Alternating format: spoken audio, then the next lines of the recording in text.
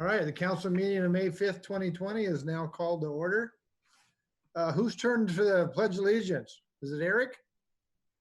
Yay. Yep. Okay, Eric. Are we standing up? Yep. That was comfortable. Pledge of allegiance. To the Flag. flag. Of the United States of America, America, and to the republic for which it stands, one nation, under God, indivisible, with liberty and justice for all. All right, thanks, Eric. How about Donna? You got a roll call? I'll do the roll call, Mr. Mayor. Okay, So Mayor Dorsey, here. Deputy Mayor Peterson, Councilmember Anisco, Here. Councilmember Schmidt, Here. Councilmember Feiss. Here. Councilmember McDowell. Here. All right, we're all here. All right. Does the council have, Councilmember Bode, I'm sorry. I'm And reading it. here. Yeah, he is I'm here. All right. going off. the screen. Indeed. Apologize. Does the council have any changes for the agenda tonight? You can speak. If not, I think Mr. Knighton does.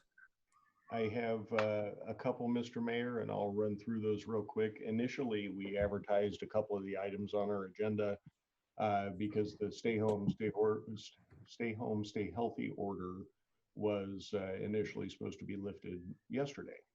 But as we all know, the governor extended that order through May 31st. And several of the items on our agenda under the governor's order should not be considered while we are conducting meetings electronically, and we are not making it, we're making it available, but it's definitely not as easy as it has been to communicate any comments or concerns to council on these issues. So with that, there are two items that I would like to remove tonight and set for a date certain of June 2nd, which is a day after this most recent order is supposed to be ended. And we'll find out what happens at that time, whether we need to extend again or if the order is going to be extended again based on the number of cases we see in the community and throughout the state. Those two items are the single room occupancy ordinance. That's item C1 on your agenda. And the second item is the updating of city policies, Secretary of State, the record keeping and those kind of things. We'd like to set date certain both of those items for June 2nd. If council's comfortable with that. And We're moving the public hearing. Public hearing. Single room occupancy ordinance is a public hearing, and that will be held on June 2nd with council's concurrence. Okay. The other two items we have on the agenda, one on business and one on action, are a purchase of a mower along with it's the mower and the boom to hold the mower attachment. We had that on action this evening, and purchase for rollers for the Public Works Department, and both of those, due to what we anticipate is going to be a very challenging budget for this year and into next year, we'd like to remove those both those items, both those purchases, with no date to bring back to you. That'll be subject to the budget constraints that we are potentially facing. So removal of those items means we have no action agenda for this evening and just one item on the business agenda. Would the mayor entertain questions at this time regarding the agenda modifications? Yes. Jeff, just a quick question regarding, so I concur with the previously mentioned items, except for just a couple questions regarding the equipment purchases. Do those equipment purchases in fact create enough capital within the budget? Does that actually free up usable capital within the budget that we can then move towards general fund resources or other fund resources, or is it just simply, we're just tightening the belt, if you will, for now until we know more later? Well, a little bit of both of those things. So the tightening of the belt, we are not purchasing anything that we don't absolutely have to purchase at this point. We've been doing budget forecasts since this began and updating those regularly. And as we get more information and as we see how long this will potentially last, we don't want to spend any unnecessary dollars that we don't have to. Now, for the mower, what that's going to entail is it has significant hydraulic issues, and we'll have to repair those, but it certainly is well below the cost of a new mower, and or we may have to rent a mower for a short period of time. But all those expenses are well below what a purchase of a new mower would cost. It does free up capital, both those purchases together. The mower, I believe, was $174,000, and we had budgeted $200 for that. And the rollers, not sure at the moment what the budget number was, but the purchase price was about $70. So that does free up a significant amount of money to give us a little bit of flexibility as we look to address the issues caused by the COVID-19 pandemic. I'll just add then, I appreciate being conscious of the situation and delaying these purchases. I do understand that these are necessary. They weren't put on the agenda. They weren't put in an action item because they were just at the end of a life cycle. They were an emergent need in a way. However, we do understand potentially what we're facing, and I appreciate some of the flexibility budget-wise, creating some flexibility budget-wise for us as we move forward through the crisis that we're currently dealing with. So thank you. No further questions. All right. Should we move on to the consent agenda? Is there a motion to approve the consent agenda? I move that we accept the consent agenda. Okay, there's a motion to approve the consent agenda as published Second. and a second. All in favor, say aye. Aye. Aye. All opposed? Motion carries. All right, so we'll go to the one business item that we have. The only, addressing the business agenda is an ordinance to update the non-represented salary schedule. Administrative Services Director, Michelle. And Mr. Mayor, I'll go ahead and present this evening. And, okay, Mr. Knight will go ahead and present that. Thank you very much. The council did consider the represented salary or non-represented, excuse me, salary schedule last year. And on this update, there are no changes to the schedule as approved by council last year. We did make a couple of administrative changes, and the major point of that is the current version of that says all newly hired non-represented employees, I'll get that right tonight at one point, shall come in no higher than step B, and we're changing that to allow non-represented employees to come in at any salary schedule with my approval. So it's not a hard and fast line. It just gives us a little bit more flexibility in recruiting. But the numbers that you saw last year when this was considered and approved by council are not changing at all. The other small change, as you all know, we had a slight reorganization in our police department where we had a captain's salary as part of that salary schedule. And all we did was remove that and add in a lieutenant, which is matches up with what the reorganization did. So I'd be happy to answer any questions about this. And I do. okay. Could you explain to the citizens of Shelton what a non-representative salary is? Sure. A non-represented salary is any employee that is not a member of a union. So Okay. they are mostly folks here in the office, but some other positions like the police lieutenant I mentioned, and our superintendents in the public works department. Okay. Thank you. Any other questions? Joe? Just one question, just refresh my memory. When we are budgeting for the non-represented positions, we budget for the top step, correct? So we have some growth wiggle room within the fiscal year, or do we budget for where they're at currently? We budget for the top step. Thank you. All right. All right, can I ask for the first reading of the ordinance number 1951-0320? Yes, can you hear me? Gotcha.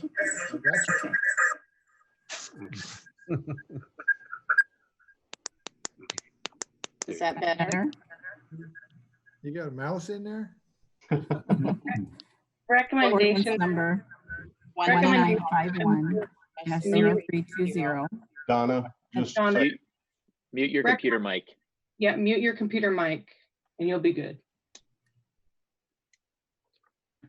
Okay, let's try again. Better.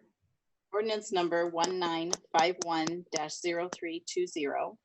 An ordinance of the city of Shelton, Washington, ratifying existing employment positions and salary schedule. All right, thank you, Donna. So staff recommends the council to concur to move this item to the action agenda for May 19th, 2020. All concur? Yes. Yes. Yes. Sure. So we're not going to do that.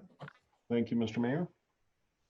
And that brings us down to administration reports. Thank you very much, Mr. Mayor, Deputy Mayor, members of council, and anybody watching at home. A couple things I wanted to mention. There's several things going on, as I'm sure you can imagine. But a couple of things I wanted to mention and call out specifically. Our homeless resource coordinator has been working very diligently with our community service providers and the MTA to set up a food distribution network so that we have those networks and those capabilities available to provide for and assist in contact and establish relationships with our unsheltered community. We have a campaign, information campaign and a hygiene products distribution set up through MTA, because what we found is ridership, according to the information that I have from our transit providers, is ridership is down significantly, but the only people that are still riding that transit are members of our unsheltered community. So we found that to be the most efficient and effective way to get hygiene products, small bottles of hand sanitizer, those things, those types of things out to that community to at least afford some member of or some measure of protection. The other thing that we're doing at the moment is, and you may have seen this, we are running a campaign to update our business contact info with MACECOM, so that if something happens in the middle of the night, or an alarm goes off, or a car hits a building or something like that, we can contact the owner and make sure that that person is notified right away, so that we minimize, at least to the extent possible, any loss that that business owner may see as a result of whatever action is taken. So we're trying to get that updated. We're taking advantage of a little bit of time to do that. You may have seen, unfortunately, last night that the Forest Festival, the folks that put on the Forest Festival as part of our community, hugely important event for our community, have decided to cancel for this year. And while I understand it, it's still upsetting because that's such a terrific event and brings so many people to our community and see what we have and what we're able to provide and how great a community this is. But it is understandable, although disappointing. And then lastly, last Saturday, I believe on the 2nd, we in the service center, or in the Civic Center, did cold air fogging sanitizing. So the entire building, police department, court, Everything upstairs here in the Civic Center was sanitized through a process. Cold air fogging is very similar to the old bug bombs, if you remember those, except it's not toxic to anything. Although I did have to wash my coffee cup out, but it's effective, and we want to make sure we're able to protect our employees when they are able to come back to work here in the Civic Center. We have a protocol in place established to do that when they do come back. Masks for everybody when they're outside their workspace, and several other measures that I believe I sent you all the memo. But I'll be updating you probably every Friday on operational issues that we see here at the city, and things that we are planning on and thinking about as we get ready to reopen. There's a lot of resources available to municipalities through different organizations to tell us how to go about safely doing that. And we're going to take the best practices that we've seen from other places and implement those here to make sure our employees are as safe as they possibly can be while we're serving the citizens of Shelton.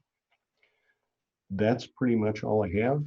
I would be happy to answer any questions.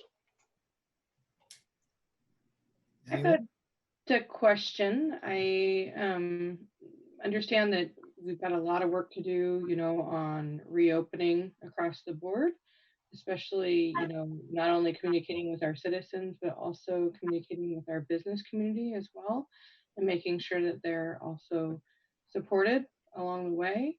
And so would love to hear more about how we've been involved with some of those efforts and some of the funding also that's been available to our small business community. Yeah, I have been in contact with the Economic Development Corporation and the Chamber of Commerce about those programs, and figuring out how we can help the EDC establish something like the Thurston Strong campaign. Those plans are coming together, but at the moment, EDC has been very focused, as they should be, on those emergency loans to small businesses, and I'm very happy to be able to work with them and provide the assistance that we have to the small business community. But a longer term strategy, we are looking to see what is going to be available from the state. I will be updating you probably next week on our budget concerns, which was part of the briefing, or not the briefing, the agenda items we had tonight for those two purchases that we're putting off. We're going to have significant challenges here in the city, and we will be communicating that as soon as we have a firm direction about where we want to go. But I'll be sharing all those numbers and information with each of you individually during your briefings next week, and what we expect to see. It's pretty sobering. So those are the things that are happening here, but it's definitely important to us that the small business community survives and is able to thrive in the coming years.